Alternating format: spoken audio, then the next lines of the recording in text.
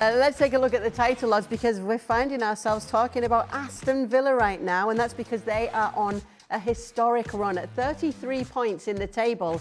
They are only 3 points behind Arsenal right now, who are leading the table, and Thomas Hitzlsperger is still with us. That's why he snuck off earlier when Archie was doing one of those interviews. Thomas, are Aston Villa in the title race? Well, that's a tough question, Kate. You're asking a former player and still a Villa fan. I'd say emotionally, this is probably the best I've ever experienced being associated with Aston Villa. And I'd say a lot of fans actually believe Villa is in a title race. But I also have to analyse it. And I think a team that's got a goal difference of 8 now, if they continue that rate, they probably end up at plus 20. I don't think any Premier League team has ever won the Premier League with a goal difference of 20. And also the games they're winning are small margins, usually just 1 goal difference. So I think analytically, probably not. I wouldn't put too much money on them.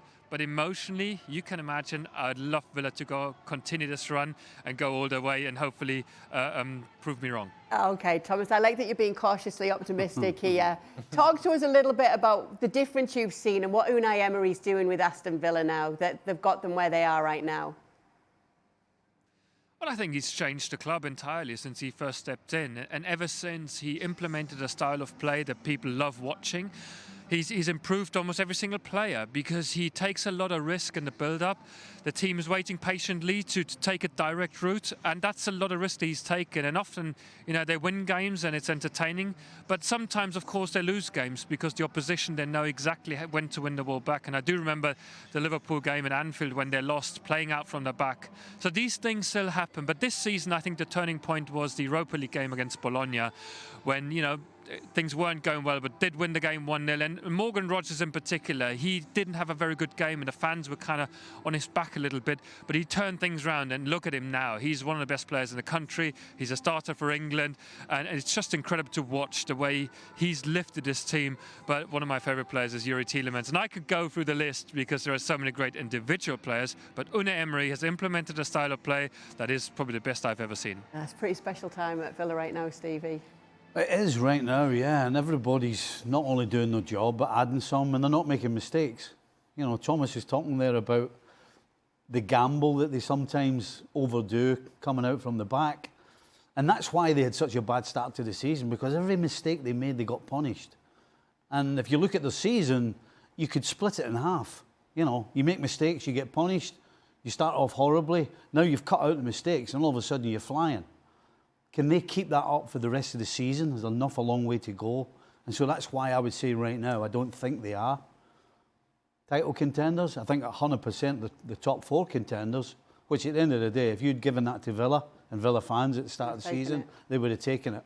I'm just laughing that Thomas Hitzlsperger's actually gone, because what he's ensuring he's doing after watching you earlier in the show is that he doesn't talk himself out of feeling cautiously optimistic about Aston Villa. So that's Villa, who we have to touch on, which means we've got to talk about Manchester United.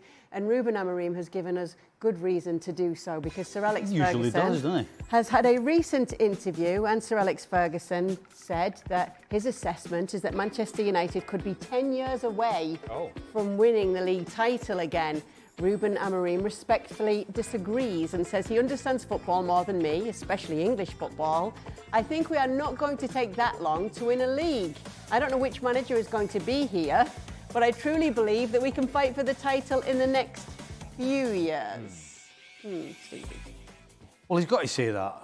Yeah. I mean, if he turned around and went, no, I think Alex is right. Alex, good point, Alex. Then everybody would slaughter and go, hold on a second. So he's got to say that. However, I'm in the Sir Alex camp. There's no reason to think that they can win it in the next few years. Why do you think they can?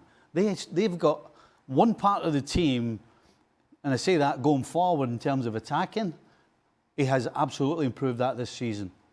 But the middle of the park and then the defence, and my own personal opinion, the goalkeeper isn't a championship winning goalkeeper. So you've still got 3 parts of the team to sort out. You've only got one part that actually seems to be working well. And I'm saying well, it's not extraordinary great. It's decent, it's good, but it's not championship winning material. So, yeah, I mean, look at that. It's many years since Arsenal won it, 20 odd. And they're way behind where Arsenal were the last time they won it. So, yeah, I'm with Fergie. I think this is going to take a lot more than a few years, that Amorim's saying. Imagine what the reality is for Manchester United, that Sir Alex Ferguson is willing to go out there and say, hey, man, it's going to be a decade. At least. At least a decade.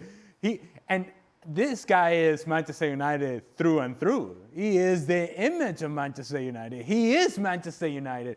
And he's telling you, yeah, no, we're not close. We're not there.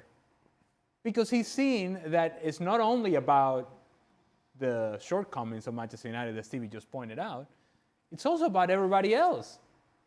It's also about Manchester City. It's about Arsenal. It's about the other clubs. It's about Liverpool. And the turnaround that we're going to see from other clubs as well. And so they're not by themselves in the world. So they got to get themselves right. And they got to hope that everybody else around them don't take a step forward, that they all take a step back. That's a lot to hope for over the next few years. It's more likely that it will be, as Sir Alex Ferguson said, a decade. I mean, if you're a player and you've got a choice of 4 clubs, and it's the 3 plus United that Ali's just mentioned, who are you going to? You're not going to United. And apparently United don't have that much money right now. So it takes money and it takes smart recruitment. 2 things that right now United don't have: money and smart recruitment.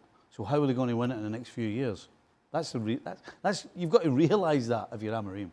What a dramatic pause that was. It was a really dramatic pause. Smart. Let's I just return. forgot what Scotty said. Don't worry. You almost fooled us.